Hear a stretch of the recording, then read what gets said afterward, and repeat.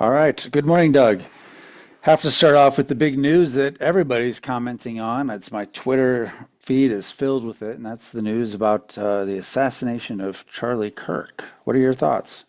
Well, I don't have a Twitter's feed, uh, but and I'll be quite candid with you. I was unaware of Charlie Kirk other than just a name. Didn't know anything about him or what he was doing previously. He's not within my silo or my bubble. But since he was assassinated, and I guess that's the right word, because when a public figure is killed, it's an assassination. It's a indistinct line of where murder becomes an assassination, but Hmm. this was assassination. Uh, and I find from what I know, have found out about him, that he was actually a very impressive person. Um, he Incidentally, since we're talking about the preparation a lot, he didn't go to college uh, by intent. So he was ahead of his times from that point of view. And he was very well educated and self-educated, obviously an autodidact, and very well disciplined because I'm told that he usually ran 10 miles a day to stay in shape, which is that's a formidable amount. And from what I've heard him say and speak, because I've caught up on this, sound guy. Conservative, not a libertarian necessarily, libertarian leaning conservative, I think, but rather religiously oriented. Um, but so I'm sorry that he was taken out. Yeah. Yeah. I mean, talk about it.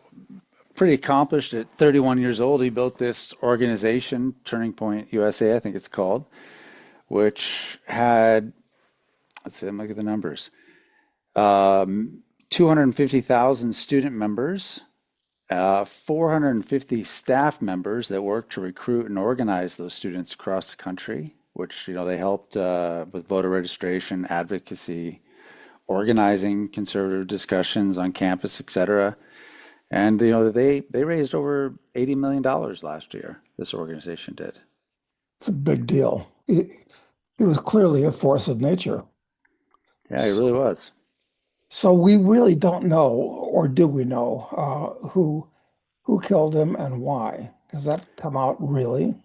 There are claims that there was this guy, of the guy, I don't recall his name, but this kid, he's been arrested. Apparently, his father recognized from the photos that they had, that were whatever was distributed from security cams, recognized him and called the police and held him there until the police arrived. And apparently, they say that he confessed to his father, at least, that he did do it.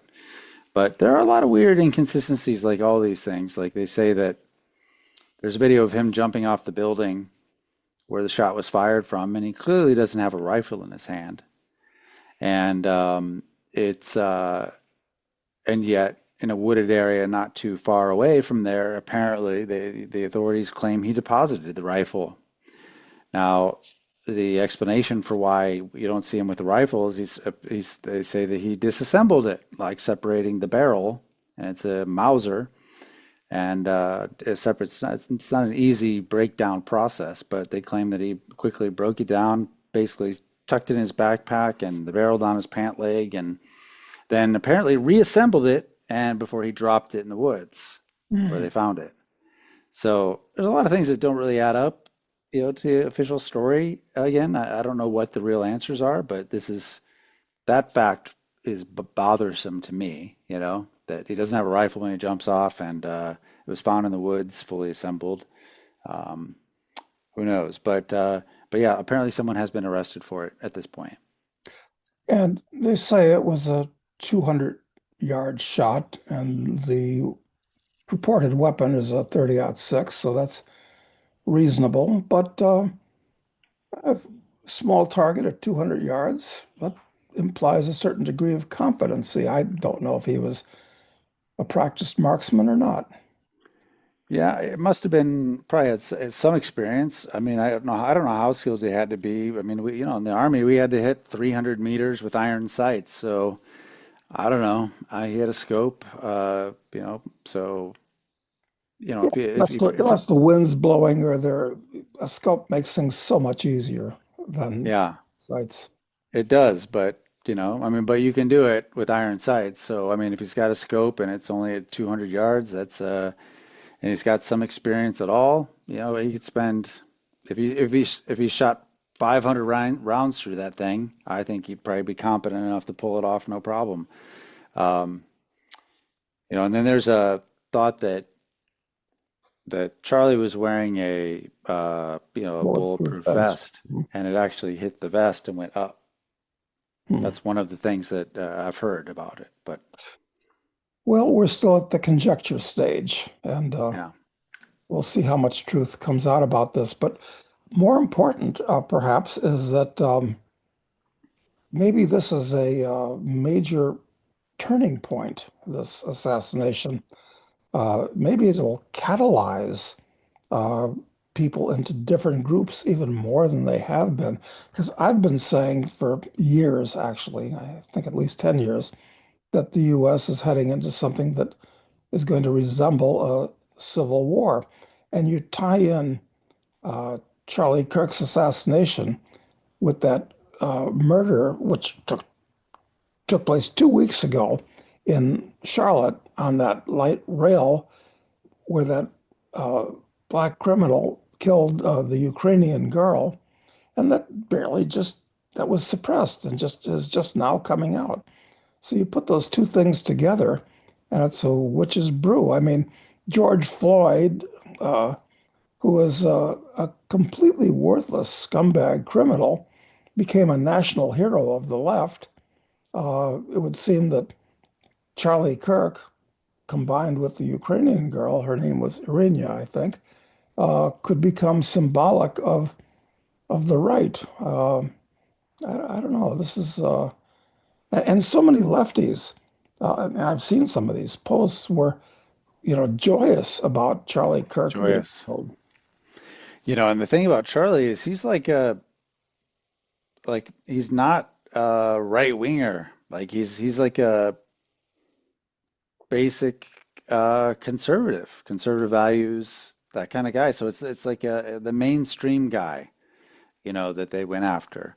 They didn't go after somebody that was it wasn't like a Nick Fuentes, guy who's like, has like really controversial ideas. It's a guy who has very rational ideas that, most people, except for the left, would, they just seem perfectly reasonable. So, yeah, I think it could be a weird catalyzing point. It has had a bigger effect on, and especially for young people, because, I both of my kids, so, 18 and 20, came into my office and told me about it within minutes of it happening. I mean, maybe 3 minutes after it happened, telling me that it happened and showing me the video of it, long before he was declared dead or any of that. And it was pretty obvious from the wound. He was dead. I mean, that's unsurvivable if you see it. I mean, he was probably unconscious within 20 seconds and could have been dead within, a minute. I mean, it was just so bad. But but they were way more in tune with it than I was for sure. And like you said, he wasn't even on your radar really. No, he wasn't. But for young people, I think it's quite substantial, and I think that's uh, it brings them into the fold of this Civil War debate, I guess, in a way that they've probably never been before on the conservative side.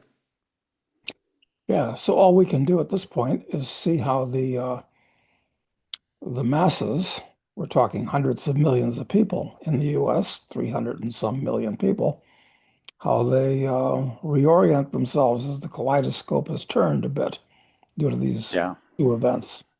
I mean, certainly when George Floyd Uh, the cop that was involved in his death didn't kill him. I mean, the cop was very stupid holding holding him down the way he did.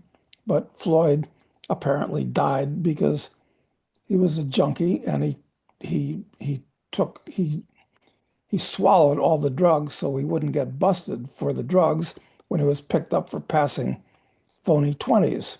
So, that the whole thing was shameful and stupid from start to finish. But this is very different if we're talking about something that characterizes traditional conservative American values versus left progressive values, the big difference. So I'm really interested in seeing how this all pans out. And what And, Trump and, and what and and what Trump does too, because apparently Kirk was very close with Trump. yes, because he was a very active political contributor, not financially, but in terms of getting the votes out, he was a major factor. I Yeah. mean, his organization really helped, and it does seem to me they've been trying for a long time to get the right to respond, in some sort of to cross the line in some way. They concocted the January 6th thing to make it as if they did then, and certainly, and you recall, Dark Biden talking about the problems with the right-wing extremists being the number one threat to the homeland and all that stuff, Yeah. and just so they've been. This could give them, sadly, the catalyst to cause a reaction from the right. Yeah, it's an evolving situation, so we'll have to, against my better judgment, keep an eye on late breaking news, as they call it. Yeah. Well, yeah, so there's that. So then the other thing I want to spend a little bit of time talking about is, as we normally just comment on the news and the different things that Trump is doing and the things that we think that are a mistake, and we get accused of have Trump derangement syndrome and all this other nonsense. Um, but wanted to kind of put what Trump is doing in context because I don't think it's like some of it seems insane, and I think some of it, I think I'm not arguing that he's taking the right positions, but it does seem like there's a method to the madness, and it was something that we talked about at least with our subscribers on Crisis Investing at the very beginning of the year, and that is that his turn toward something called mercantilism. It seemed obvious to me reading the papers of the people that were in his administration and listening to what they had to say that they were planning to adopt an approach that was toward governance and trade and all of that similar to China's, where there's a lot of state involvement in different things. This is something that's been uh, not done since the days of FDR. Yeah, And right, so oh, but you're I quite think correct. Yep. and we can look at what a whole bunch of his actions, and they all fit this context of a mercantilist approach. And um, I don't know. Would you like me to go through Yeah, some of and them? Okay. yeah, because you showed me the list you put together, and I think it's an excellent list. Uh, of course, the thing with mercantilism, it's a concept that some people, but not all, heard about in their economics classes or whatever, history classes. But I think it's unclear to most people. And I would call it economic fascism, which it actually is. It's just a different word. And of course, fascism is another word, which is misinterpreted and misused and conflated with different things. So, as with most economic things, people are generally confused. But go ahead on this. I think you're right. So basically, mercantilism prioritizes the quote national economy over free markets, protecting domestic producers, allegedly, restricting imports, boosting exports, and treating trade as a zero-sum game, where it's not a win-win, where we get to, where there's, you know, uh, bananas from Guatemala that we can't produce in the US and we get them from them and they get some benefit from us. Instead, it's a zero sum. Someone must lose in that transaction. and we want to be on the winning side of all of these things. So, for example, his things with these companies where the stake in Intel that they took, and originally this was part of the CHIPS Act, I believe, that was passed by Biden, where they were getting uh, money for free. And he says, no, no, for that money that you're going to continue to get, we want a stake in the company for it. And they got it. Not only did they get it, but they got it 17% below market, and they got warrants on it too. So, for Trump, he argues that's a good deal. That's a win. And on the other side are parties who lose. And in this case, it was the shareholders who were diluted in that win-lose scenario. The deal with Nvidia and AMD, where, if they're exporting to China, then they have to pay a 15% royalty to the federal government to do that. Going beyond Congress is just a deal he worked out with them, strong-armed them into. With U.S. Steel, it's clear that Nippon Steel wanted to buy it. Um, in order to do it, the government required something they call a golden share plus veto power and board representation, which basically puts the U.S. government in the driver's seat of U.S. Steel.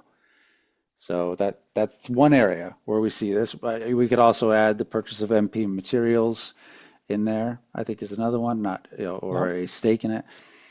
Um, but there's a much, much more active role in the private economy that they're taking, and with this win-lose frame of mind. So that's number one. Number two is touting all this new foreign direct investment that's being made by the different countries around the world. We met with Ursula von der Leyen. Part of that trade deal supposedly was that was it $700 billion that European companies they were Mm. committing were going to invest in the U.S. You know, Yes. uh, and then when he went to the Gulf states, he comes back with $600 billion commitments of them to invest directly into the U.S. Even with Japan, there was Japan, which was broke. I mean, but they're going to be putting hundreds of billions of dollars of direct investment into the U.S. too. So I rather mean, than in the old days of the U.S., corporations used to invest voluntarily into foreign countries. Now, foreigners have to have their arms twisted to put money into the U.S. It's funny, nobody thinks of that. The shoe's on the other foot. But anyway, you're right. Yeah, Go yeah, ahead. and we should. I mean, obviously, the ideal way is that we have an environment where it makes it in their best interest to invest here. They're doing it Yeah, because it's a win-win. But in the mercantilist view, it's a win-lose scenario. That's the way it's looked at. It's a zero-sum game. So there's definitely that's a really big deal. He's done the same thing with all these companies. You had all these tech executives surrounding him at dinner that night, and he's going around, how much are you investing, how much are you investing, how much are you investing in the U.S. And they're Zuckerberg saying $600 billion. So where the hell is that money coming from? I mean, that yeah. the company is only worth that's like a third of the value of the company. Like where are they coming up with 600 Yeah, billion? and Trump commenting one time to Tim Cook, who runs Apple, says, I've done a lot of nice things for Tim. I expect him to, wait a minute. It's not his position as the president to do a lot of nice things for the head of a major corporation and expect something in return. This is entirely the wrong way to look at it. It's not none of his business. Yeah, and Pass the this wires. is what people like. So Americans can look at this part some of this and being good. It's like, hey, he's putting strong arming them to making jobs in the U.S. and that's good. But what they don't understand is that Trump is picking winners and losers, and it's not just among the United States winning over, Japan in the trade deal. It's a particular company in the U.S. versus another particular company in the U.S. I mean, it's all he's picking who the winners are, who will benefit from the choices made by the state. So the next one is, I said, and again, you could find an argument for this that IP capture and revenue, university revenue control. So the Commerce Department is floating this new act to reclaim royalties from university patents. So essentially, all the R&D that is done at these universities, because they do receive some funding from the state, which of course the state should not be involved in this at all anyway, but because they do, they often own the universities, these patents. Well, the US wants a piece of that patent, all that IP that comes out of these universities. Yeah, and it's a double-edged problem. Number one, what is the government doing giving money to universities? I mean, that's wrong in lots of different ways. And then the universities have to give something back to the state, which means the state's going to control more stuff. So it's doubly bad. So then you've got the sovereign wealth fund, which we talked about before. You said when it was first brought up, I think you laughed about it and you said, "How could you have a sovereign wealth fund? We don't have any. We only have debt, right?" Yeah. But the apparently, I mean, there are ways where they can acquire it. One by strong arming companies into giving up equity, like they did with Intel, and warrants. I mean, Howard Lutnick specifically said that anytime that they should look at anytime that they award a contract to a company that they should get warrants in that company. With this approach, with this mercantilist approach, you certainly could fill the sovereign wealth fund, with real assets of companies over time. Yeah, well, they're assets controlled by the state, and I'm afraid that the average American is going to be hooting and panting like a chimpanzee because the average American thinks that he's got a stake in what's going on with the sovereign wealth fund. Yeah, I guess theoretically, in the same way that Soviet citizens had a stake in the government there. It's the same thing. They don't realize it though. Exactly. Yeah, it's not like it's paying dividends to the citizens. Shareholders, no, no, it's not going No, to. No, no. it's just going to become another economic drain because everything the state touches is going to turn to crap and become a black hole for money, not a cornucopia generating money. Right. So then there's the stable coins and this dollar infrastructure that's being created around the Genius Act. Essentially it is an effort to make sure that the US dollar is dominant by essentially boosting treasury demand and um, providing a lot of surveillance tools within the currency that allows the state to again decide winners and losers. Yeah, it's the further financialization of the US economy in addition. They see these coins as a place to absorb treasury securities, among other things. And of course, Yeah. if they're all on computer and we know who owns them, there's less financial privacy. I think that's going to be one of the results of it all, basically. Yep. Yeah. And even the strategic Bitcoin reserve turns out it's just basically Bitcoins that are seized by the state. A lot of people were originally thinking that they were going to, print the treasury essentially was going to go out and buy Bitcoin, but what makes up the strategic Bitcoin reserve so far are all Bitcoins that have been seized by the state in asset forfeiture arrangements. Like, for instance, the bitcoins that were seized from Ross Ulbricht, who was blameless.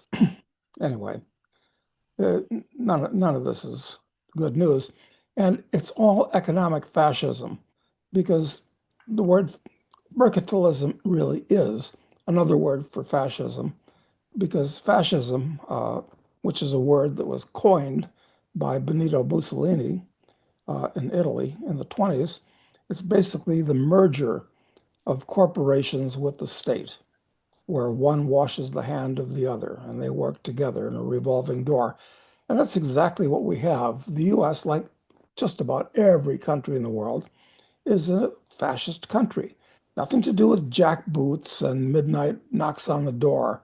That's another aspect of any authoritarian system, fascism, communism, socialism, all of these things. But mercantilism is economic fascism.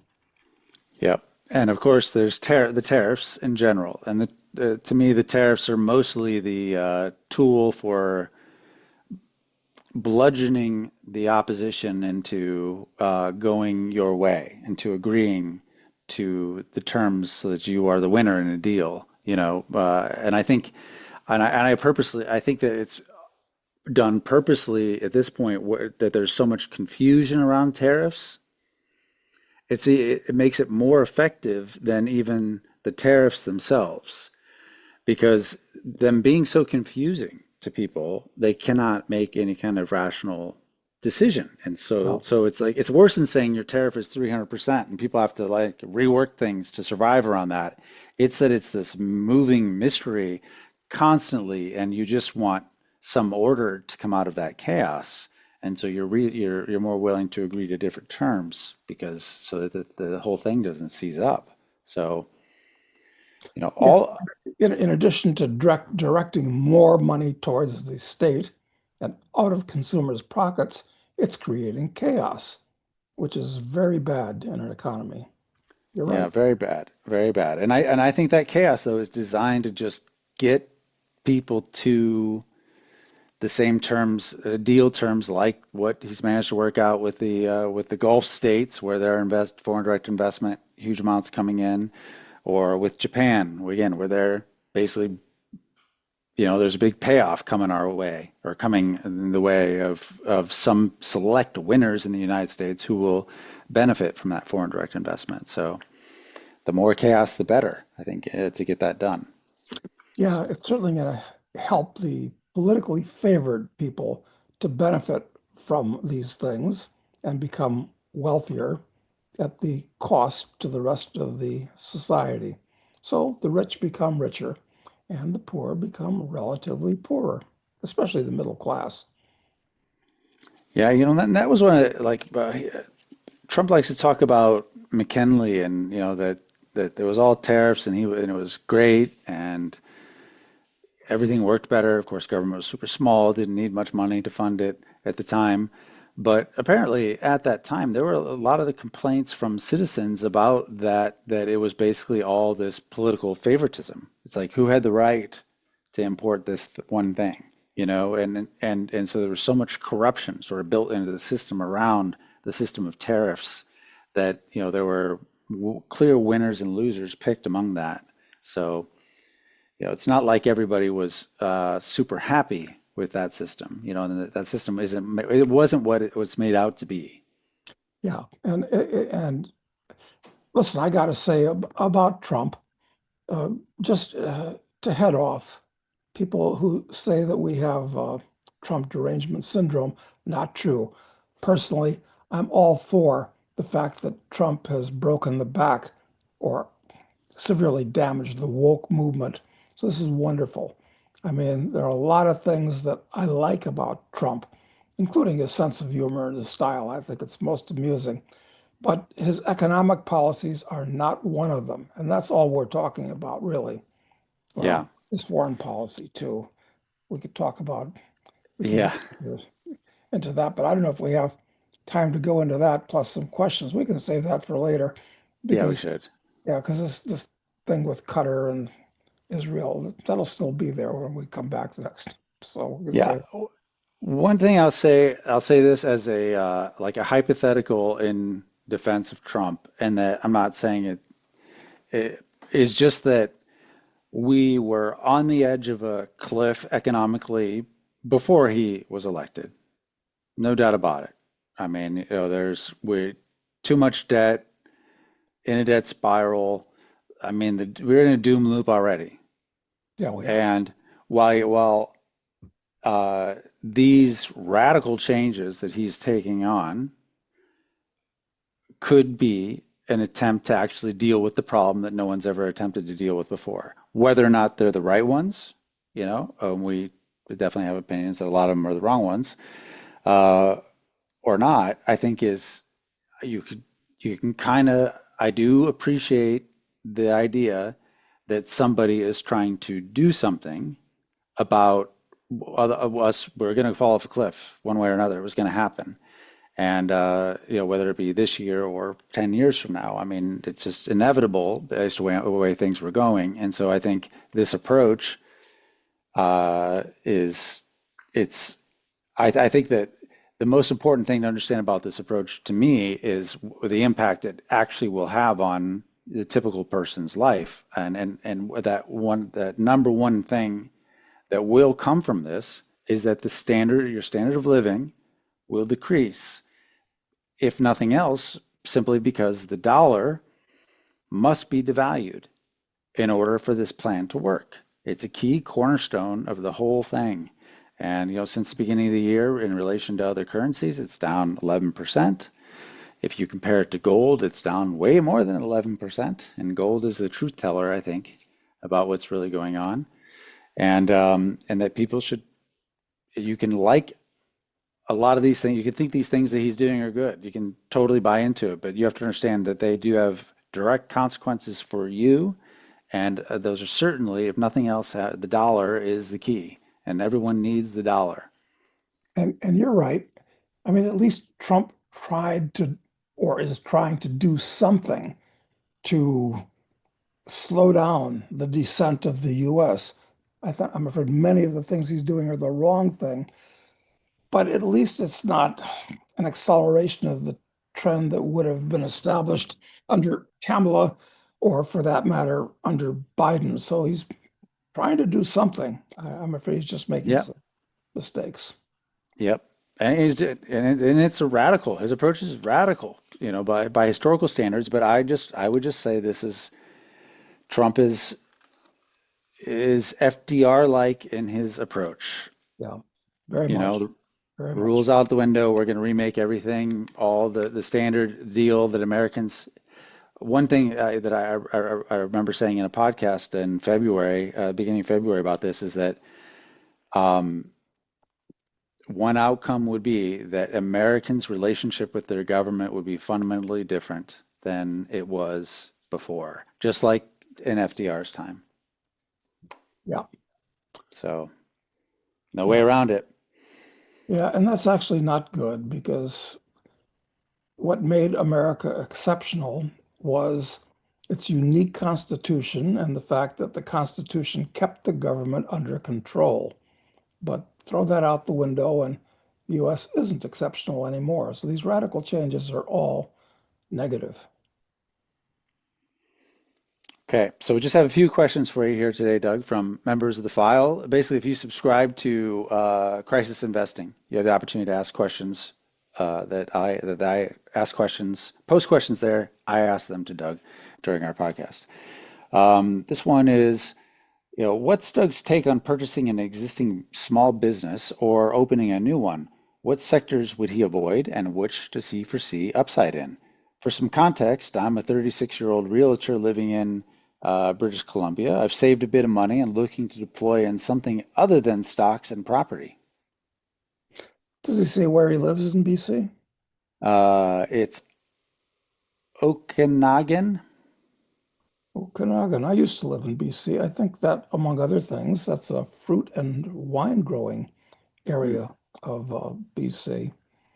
Uh, well, look, question is, what business should he get in to diversify? Well, I don't know because if you're going to stay there in British Columbia, I mean, I don't have boots on the ground to figure out what's really going on in BC other than what I can pick up in the media.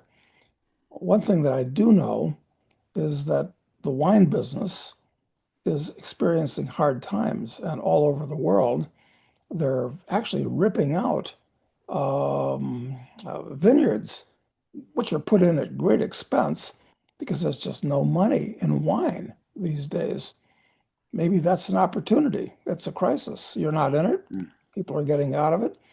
Maybe things will change. I mean, it turns out that young people, for some reason, are drinking much less alcohol these days and drinking mocktails instead of cocktails, this type of thing. Yeah, yeah. So I don't know what business to be in. I'd have to think about it because I'm not thinking about getting into a new and different business, quite frankly.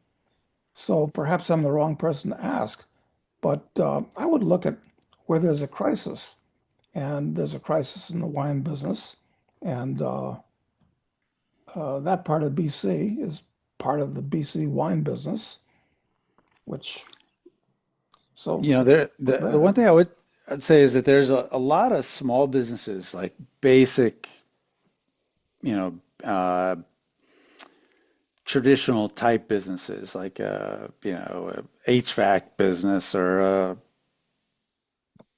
you know, like a nuts and bolts kind of business that could relate to real estate, would be something you might be somewhat familiar with.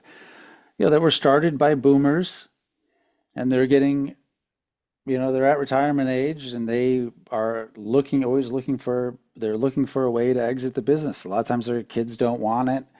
And, what they end up doing is just shutting it down when they decide they're going to stop working, and, instead of it continuing. And I think that's a big trend, where this is happening. I mean, same thing is true in farms, where, farmers want to retire, and then there's just no one to pass it along to.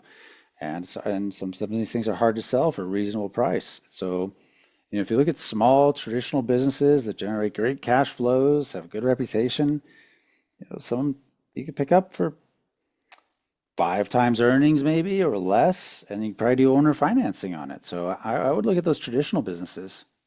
Yeah, there's lots of ways to structure the business that maybe the seller would like to stay in as a consultant part-time as you learn the ropes. I mean, yeah, so there's opportunities of that nature too. Yeah, So, yeah, yeah, I'd look there.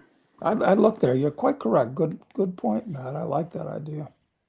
Yeah, and just these traditional things that people have to have, but there's, just because of demographics, there's the business builders are exiting. They want to exit.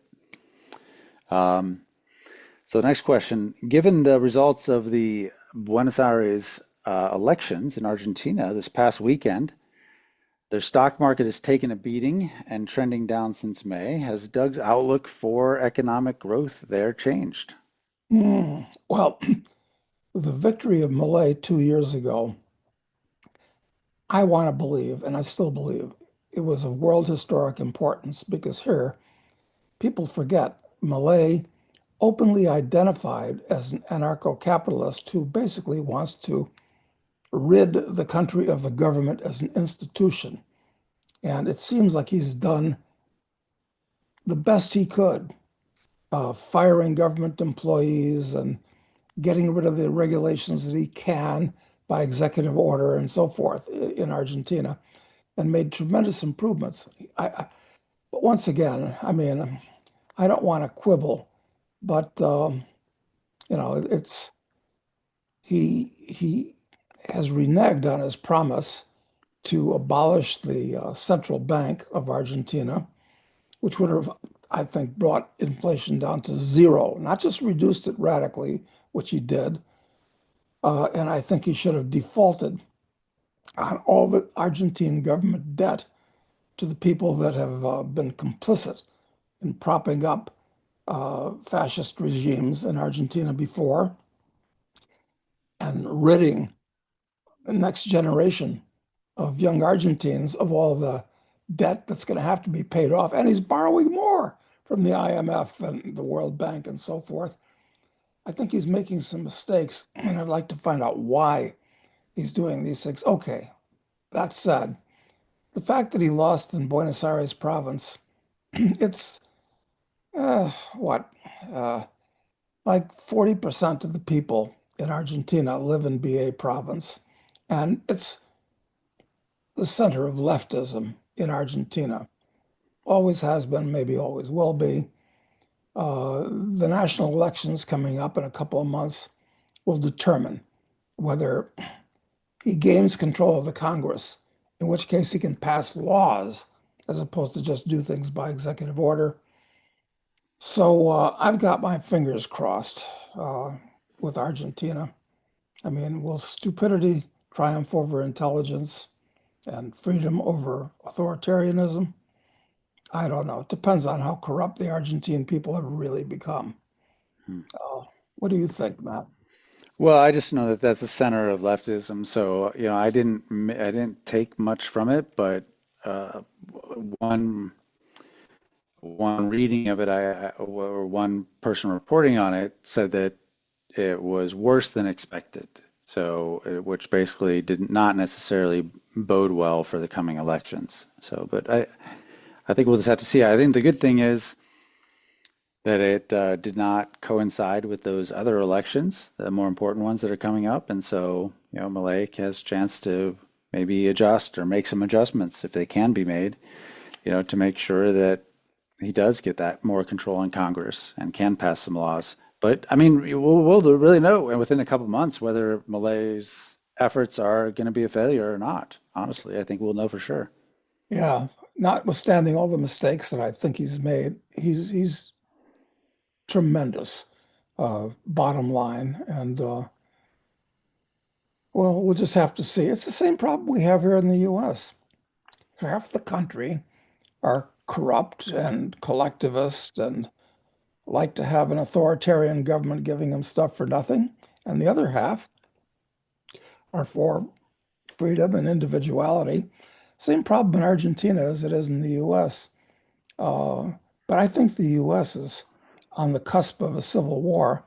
I don't think Argentina is, but anything can happen anywhere. Hmm. Okay. Last question I had for you is, uh,